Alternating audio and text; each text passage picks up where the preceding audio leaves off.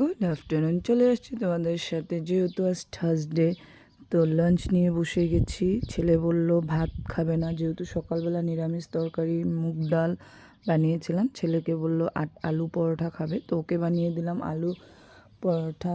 আর এদিকে ছোলা কাবলি চানা ছিল, অল্প আলু দিয়ে আমি জাস্ট হলুদ কাঁচামরিচ ফেলে অল্প লাড়ালাড়ি করে দিয়েছি।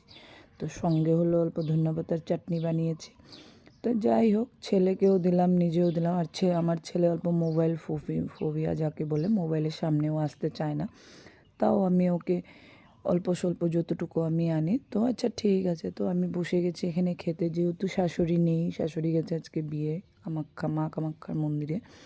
শ্বশুর আছে, শ্বশুর পরে খাবে। তো আমরা মন্দিরে গিয়েছিলাম, মন্দির থেকে এসে বসে গেছি খেতে। আজকে যেহেতু বাবার দিন, বাবার মন্দির থেকে আসছি। তারপরে আবার ইচ্ছা করলো একটু কফি খাই, একটু কফি নিয়ে বসলাম। অল্পখানি কফি আর আলু পরোটাটা। তারপরে ভাবলাম যে রুমে গিয়ে, বেডরুমে গিয়ে একটু বসি। যতই ডাইনিংয়ে বসি, একটু বিছানার উপরে লেটিয়ে পেটিয়ে না খেলে ভাল লাগে না। তো একটু লেটিয়ে পেটিয়ে বসলাম। হাজব্যান্ডের তো কোনো ঠিক ঠিকানা নেই, এই সকালে বের হয়, কখন আসে, আস্তে আস্তে প্রায় বিকেলই হয়ে যায়।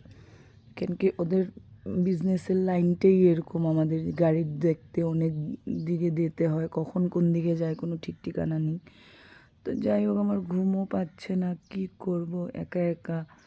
তো ভাবলাম তোমাদের সাথেই গল্প করি। তো তোমরা আজকে থার্সডেতে কী খেলে, আর কে কে বাবা মন্দিরে গেলে কমেন্ট সেকশনে এসে জানিয়ে দাও। আর আমার ভিডিও তোমাদের কেমন লাগে তোমরা আমাকে নিশ্চয়ই জানিও। আর আমি বেঙ্গলিতে করি, কেন কি আমি বেঙ্গলি, এর জন্য বেঙ্গলিতেই করি। তো ওম সাইরাম, ভালো থাকো, সুস্থ থাকো সবাই, আশা করি এটাই।